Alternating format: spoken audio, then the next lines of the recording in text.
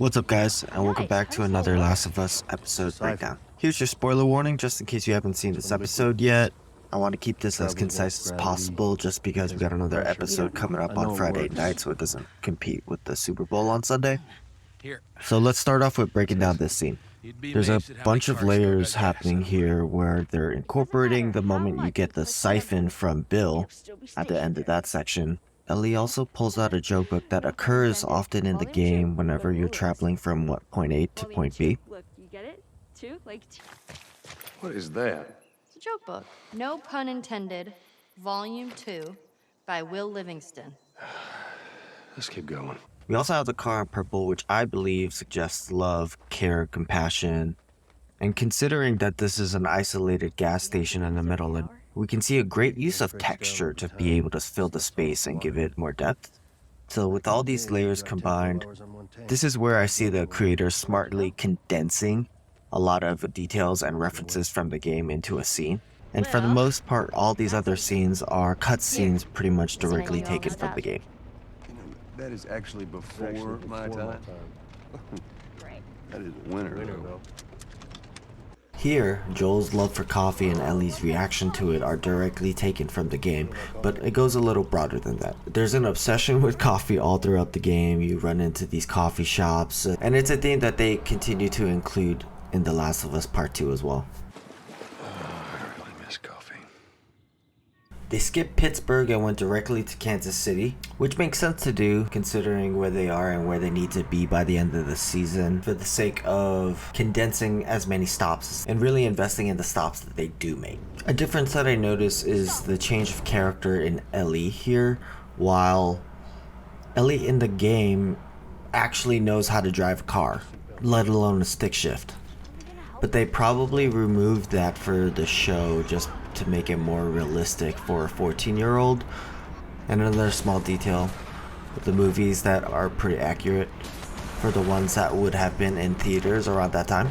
A small detail that I caught while watching this episode was the use of the cover mechanic that you often find yourself using in the game. It helps that a lot of these scenes are taken from a low elevation, and these lines compose a nice border to contextualize these obstacles or barriers to hide behind and be stealthy.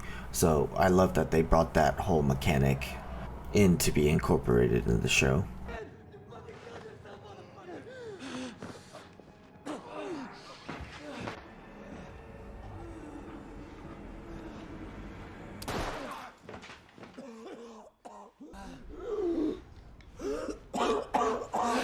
It was interesting to me to see all these moments of bonding that you have with Joel and Ellie be encompassed in purple. Finger off the trigger.